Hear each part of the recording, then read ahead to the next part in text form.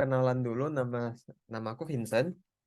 Eh, Sekarang posisinya lagi ada di Sydney di Australia. Ini Bella orang Korea jadi nggak bisa bahasa Indonesia.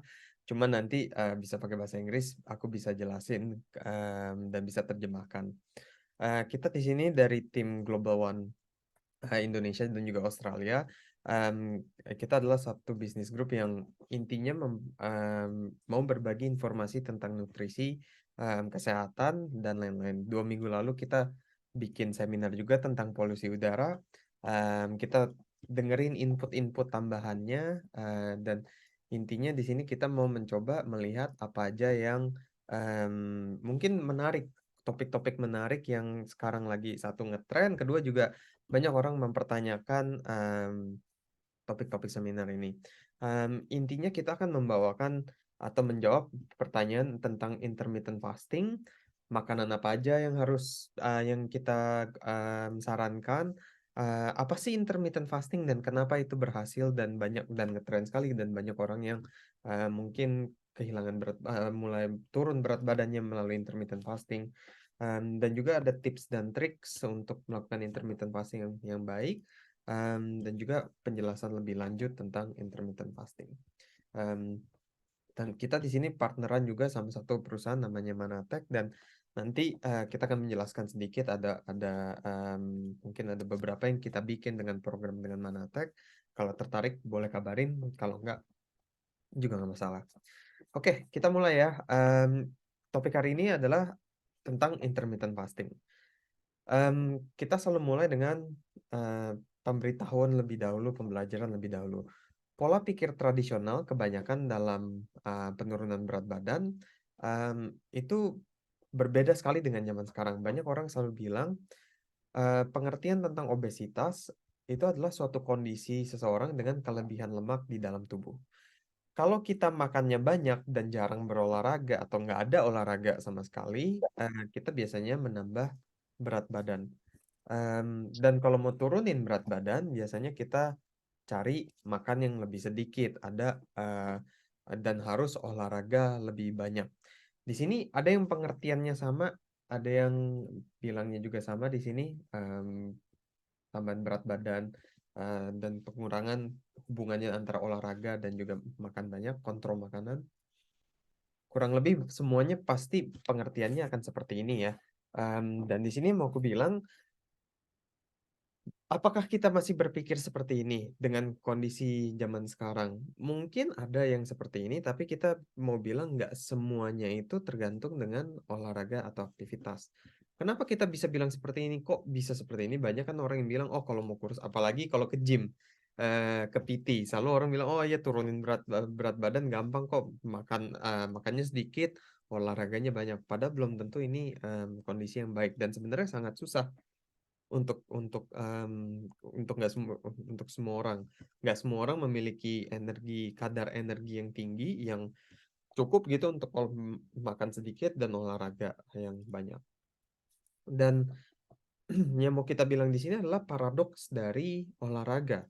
Jadi ada Profesor Herman Ponzer, dia menemukan hasil temuannya dari perbandingan orang Amerika, karena kita tahu orang Amerika itu lumayan terkenal dengan obesitas, dan dibandingkan dengan suku tradisional yaitu hunter-gatherer di Tanzania, namanya Hadza people, jadi orang-orang Hadza. Em, dan dia menemukan kita sebenarnya membakar jumlah kalori yang sama. Jadi em, karena kita membakar jumlah kalori yang sama, mau kita dari orang dari suku Hadza atau waktu mereka berburu dan mencari makan sepanjang hari, atau kita adalah orang Amerika atau orang yang umumnya bekerja dari rumah dan sebagian besar kita duduk di depan komputer, pembakaran kalori kita kurang lebih sama. Dan di sini kenapa kita harus kontrol makanan? Mungkin banyak orang yang selalu bilang tips dari makanan itu karena em, kalori yang kita ambil berkurang, tapi untuk membakar jumlah kalori itu semuanya sama. Konsumsi energi rata-rata per hari yang dia temukan, justru orang suku Hadza itu kalorinya, pembakaran kalorinya lebih sedikit. Dan orang-orang di depan komputer dan bekerja di depan laptop justru membakar dan membutuhkan kalori lebih banyak. Orang dari suku Hadza ini rata-rata berjalan kakinya kurang lebih 7 sampai 11 kilometer per hari. Di sini ada yang pernah jalan 7 sampai 11 kilometer per hari? Jarang sekali pasti di Jakarta di Indonesia. Apalagi dengan polusi udara ini kita tidak menyarankan juga. Bahkan yang di kita nih yang di Sydney contohnya kadang-kadang mungkin lari sekitar 6 sampai 10 kilometer itu jogging. Tapi nggak setiap hari. Nah, satu fun fact juga yang mau kita bilang di sini, kenapa kenapa yang bekerja di depan komputer kok membakar kalorinya banyak?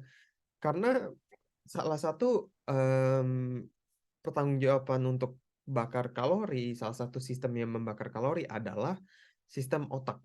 Kita kalau berpikir banyak dan menggunakan otak secara besar, secara banyak, itu justru menggunakan kalori yang jauh lebih banyak. Contohnya, di sini ada yang suka main catur, ada yang hobi main catur, boleh ditaruh di chat kalau ini nggak harus buka kamera.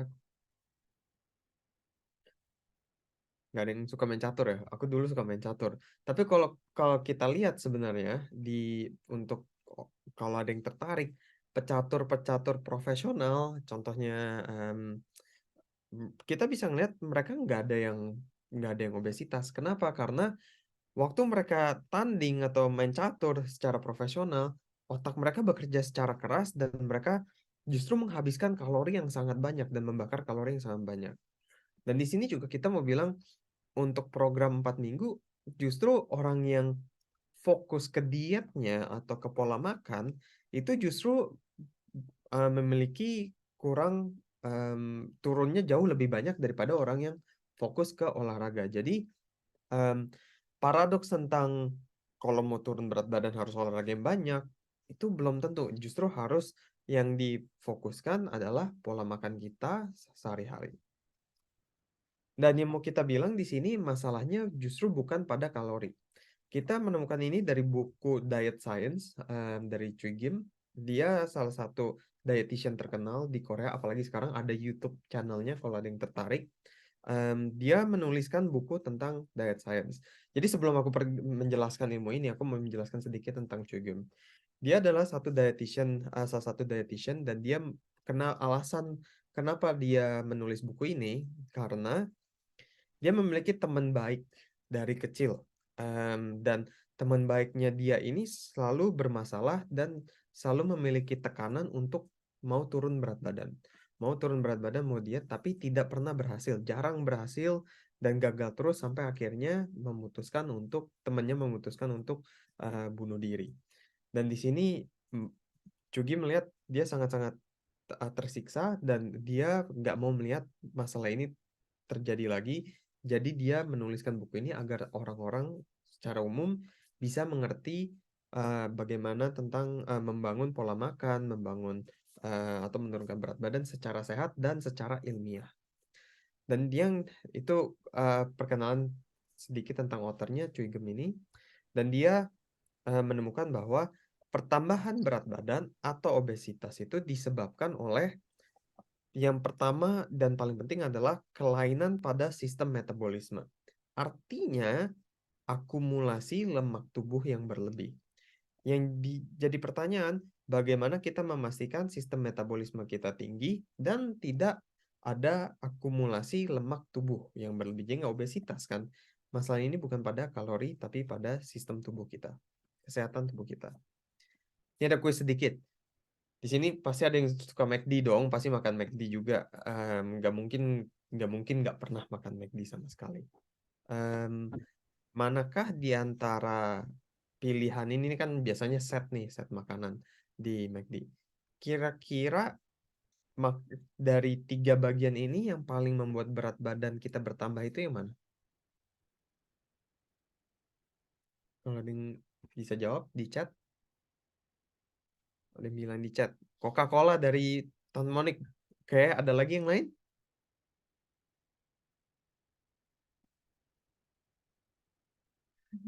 Nggak ada ya. Oke. Jawabannya benar. Yang paling bahaya itu sebenarnya adalah Coca-Cola, bukan kentang goreng, bukan hamburger, tapi minumannya justru Coca-Cola yang paling berbahaya. Kenapa seperti ini? Kok bisa? Kok malah Coca-Cola sih? Kan Coca-Cola minumannya. Kalau nggak ada Coca-Cola nggak segar biasanya. Aus. Tapi justru yang paling berbahaya Coca-Cola. Kenapa? Karena minuman bersoda atau minuman kaleng atau apapun itu merupakan minuman yang paling banyak mempengaruhi terjadinya obesitas. Kalau kita lihat dari Coca-Cola, ini dari Amerika ya, bahannya itu ada air murni, sirup jagung fruktosa yang sangat-sangat tinggi atau high fructose corn syrup, pewarna karamel, asam fosfat, perasa alami, dan juga kafein. Aku nggak tahu bahwa Coca-Cola itu ada kafein, ternyata ada kafeinnya. Dan kenapa ini yang paling berbahaya? Karena ada cara kerjanya secara ilmiah, gula akan masuk ke liver, dan ini akan bekerja seperti racun. Dia terjadi gangguan metabolisme dan fruktosa ini yang masuk ke hati disimpan sebagai lemak. Jadi intinya gula dan sirup fruktosa yang sangat tinggi ini merupakan gula itu glukosa yang sangat pekat dan juga sirup jagung fruktosa tinggi ini fruktosa yang sangat-sangat konsentrasinya sangat tinggi. Jadi kalau gulanya sangat-sangat tinggi dan berpindah ke hati, kenapa dia bekerja seperti racun? Dalam proses metabolisme em, dan fruktosa atau glukosa ini masuk ke hati, kalau berlebihan dia akan disimpan sebagai lemak. Dan cara metabolisme liver kita memetabolisme fruktosa atau glukosa ini mirip dengan proses cara liver kita memproses alkohol atau etanol. Nah, makanya kelihatannya atau bekerjanya itu seperti racun. Nah, kalau sudah ada metabolisme gula, glukosa atau fruktosa ini dalam proses toksisitas atau racun ini, masalah metabolisme ini otomatis akan keluar. Fruktosa itu menyebabkan pembuatan lemak. Karena kalau kelebihan akan ditimbun menjadi lemak. Dan kalau sudah ada masalah lemak seperti ini dan di liver kita berlebihan dan akan ditimbun sebagai lemak, justru kita akan bisa kena penyakit fatty liver atau liver yang berlemak, bahkan tanpa minum alkohol atau konsumsi alkohol. Anak-anak pun, apalagi anak-anak zaman sekarang ya, bisa terkena penyakit fatty liver juga, hanya dengan dari pola makan kita sehari-hari. Jadi Tante Monik yang tadi jawab itu udah benar sekali. Yang paling bahaya justru adalah Coca-Cola. Dan ini perbedaannya. Fatty liver yang beralkohol melawan fatty liver yang tidak beralkohol. Jadi ada namanya NAFLD, bahasa Inggrisnya Non-Alcoholic Fatty Liver Disease. Dia justru membawa masalah yang sangat banyak. Penyakit ginjal, penyakit jantung, obesitas tentunya, susah tidur, diabetes tipe 2, dan juga malignancy. Dan dari market research kita melihat bahwa masalah atau pasar untuk obat fatty liver yang tidak disebabkan oleh alkohol itu akan berkembang secara pesat, hampir sekitar 2 kali lipat atau 1,5 kali lipat dari tahun 2021 sampai 2030. Dan di sini kenapa seperti ini? Karena balik lagi dari pola makan kita sehari-hari dan juga pilihan makanan atau minuman yang kita konsumsi sehari-hari. Terus ada yang pernah bilang dong, bisakah kita menurunkan berat badan kalau kita makan dark coklat? Di sini ada yang suka dark coklat atau suka coklat. Kalau yang kalau orang-orang di Indo biasanya kan ada roti coklat, martabak coklat, pasti ada lah coklat gitu kan. Em, Cuman kan pasti dulu pernah dengar, oh kalau mau kurus makan dark coklat aja, bagus kok, sehat kok. Belum tentu juga. Karena banyak penelitian yang ditemukan di Korea dan dia ada satu pakar di Korea yang mengatakan tentang hasil penelitian di Jerman. Justru kalau turun berat badan karena dark coklat itu justru kebetulan karena jumlah sampelnya itu sangat dikit dan hanya ada data yang menguntungkan perusahaan dark coklat ini ketika melakukan analisis statistik. Em, Contohnya Di tahun 2019 ada laporan iklan palsu di Korea Selatan. Jadi maksudnya iklan palsu apa? Jadi misalnya makanan merek A itu bisa membantu turun berat badan atau bisa membantu mengurangkan atau meningkatkan antioksidan dan lain-lain. Dan di antara semuanya, maka laporan iklan palsu makanan dan minuman ini ada 529 jenis. Hanya di tahun 2019. Dan yang ditemukan oleh peneliti dari Jerman ini, kenapa ada banyak laporan iklan palsu, berita palsu, artikel palsu? Karena waktu wartawan mengeluarkan artikel dan jurnalnya, ini bukan peer review journal. Jadi mereka hanya melihat sainsnya atau analisis statistiknya yang dipublikasikan sebagai tesis, tapi sampelnya pun sedikit. Wartawan tidak melihat atau membaca lagi dan mereka hanya mempublishkan, dan di sinilah yang kita bilang namanya food politics. Kalau perusahaannya mau membayar uang atau kita membayar uang, kita bisa menerbitkan tesis kita atau makalah kita di jurnal pilihan Anda, terserah. Dan belum tentu benar. Dan wartawan-wartawan tersebut atau jurnalis-jurnalis tersebut pun juga belum pasti benar. Jadi yang mau kita bilang juga pastikan em, kalau kalau kita mau melihat tentang makanan atau ini juga kita harus lihat dari narasumbernya dari mana. Nah, setelah kita berbicara tentang fatty liver ini, tentang tidak beralkohol, yang mau kita bilang juga kita harus melihat resistensi insulin. Kenapa tadi kita bilang Coca-Cola itu yang paling bahaya? Karena dari glukosa, dari fruktosa. Kalau kita sudah ngomongin tentang gula, kita akan ngomongin tentang insulin. Insulin itu fungsinya apa sih? Ada 6 fungsi utama dari insulin.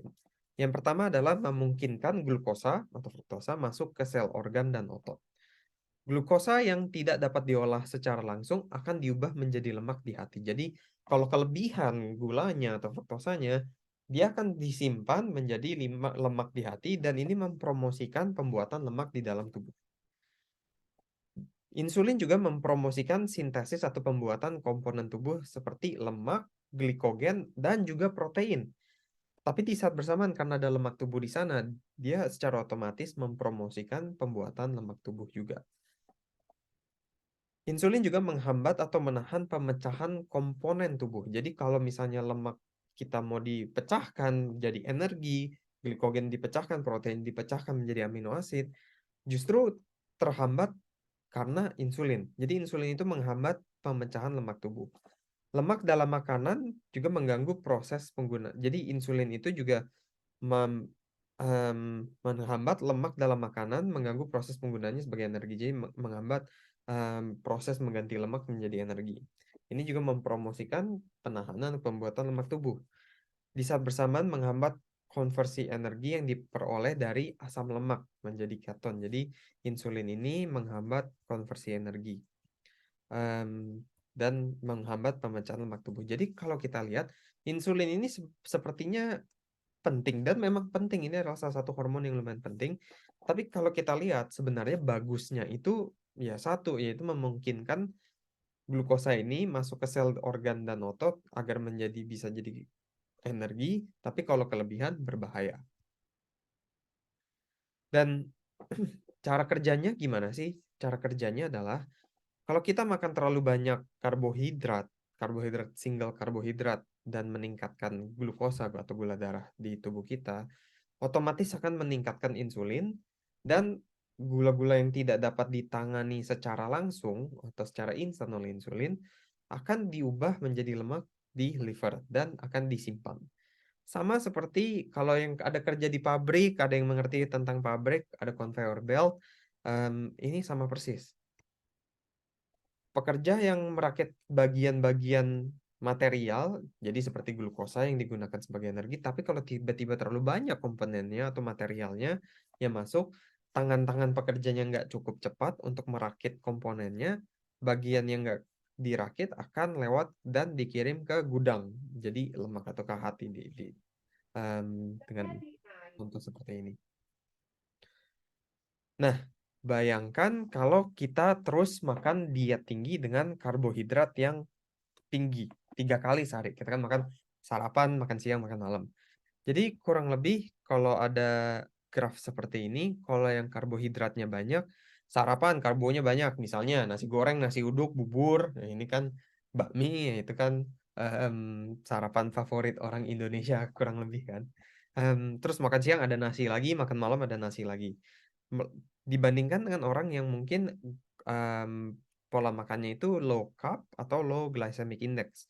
Low glycemic index ini berarti makanan yang kalau kita konsumsi tidak akan menambah em, gula darah kita atau glucose level kita.